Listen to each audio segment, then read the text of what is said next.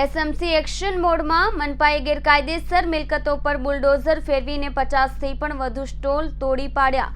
Temporary structure બનાવી વેચાણ કરતા હતા. મનપાએ ગેરકાયદેસર મિલકતો પર બુલડોઝર ફેરવીને 50થી પણ વધુ સ્ટોલ તોડી પાડ્યા. ટેમ્પરરી સ્ટ્રક્ચર બનાવી વેચાણ કરતા હતા. સુરત 22 કલાક પહેલા રાજકોટ અગ્નિકાંડ બાદ હવે સુરત મહાનગરપાલિકા પણ એક્શન મોડમાં છે. સરથાણા રિંગ રોડ વિસ્તારમાં આવેલા ગેરકાયદેસર મિલકતો પર બુલડોઝર ફેરવાયું હતું. આશરે 50થી પણ વધુ સ્ટોલ પર સુરત મહાનગરપાલિકા દ્વારા બુલડોઝર ચલાવવામાં આવ્યું હતું. 50 કરતાં પણ વધારે સ્ટોલ પર પાલિકાએ બુલડોઝર ફેરવ્યું. સુરત મહાનગરપાલિકાના વિસ્તારમાં ગેરકાયદેસર મિલકતો પર તવાઈ આવી છે. રાજકોટ અગ્નિકાંડ બાદ સુરતના ગેરકાયદેસર મિલકતોને તોડી પાડવાની કાર્યવાહી સુરત મહાનગરપાલિકા દ્વારા કરવામાં આવી રહી છે. સરથાણા રિંગ રોડને અડીને આવેલા ગેરકાયદેસર ખાણીપીણીના સ્ટોલ ઊભા કરવામાં આવ્યા છે. ટેમ્પરરી સ્ટ્રક્ચર બનાવીને આ લોકો સ્ટોલ પર વેચાણ કરે છે અને કોઈપણ પ્રકારની મજૂરી લેતા નથી.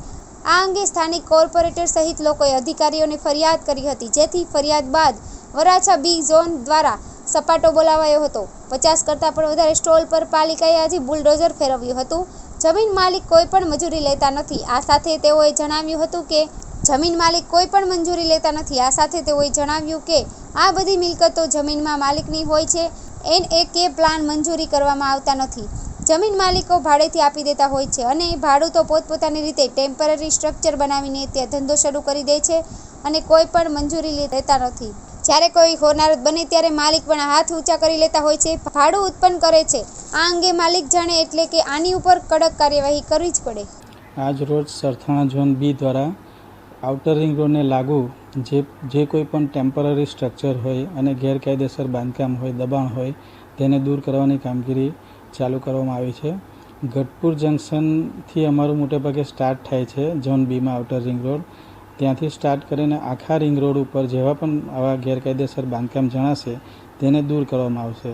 આવા બાંધકામો દૂર કરવા માટે વખતો વખત કોર્પોરેટરશ્રી તેમજ ધારાસભ્યશ્રી તેમજ સ્થાનિક જનતા દ્વારા પણ સરકારશ્રીમાં રજૂઆત કરવામાં આવે છે અને તેના ભાગરૂપે આજરોજ અમે ઝુંબેશના ભાગરૂપે આ કામગીરી કરી રહ્યા છીએ. આ બધી મિલકતો એકચ્યુઅલી જમીન માલિકની હોય છે. એમાં કોઈ પણ પ્રકારનું NAK પ્લાન મંજૂરી કરવામાં આવતા નથી. જમીન માલિકો ભાડે આપી દે છે અને ભાડું તો પોતપોતાની રીતે ટેમ્પરરી સ્ટ્રક્ચરો બનાવી દે છે. એ લોકો કોઈ મંજૂરી પણ લેતા નથી અને ક્યારેક આવી કોઈ હોનારત બને ત્યારે માલિક પણ પોતાના હાથ ઊંચા કરી લે છે કે ભાઈ મેં તો ભાડે આપેલી, ભાડું જ કહે કે માલિક જાણે. એટલે આપણે એને પર કડક કાર્યવાહી કરવી જ પડે.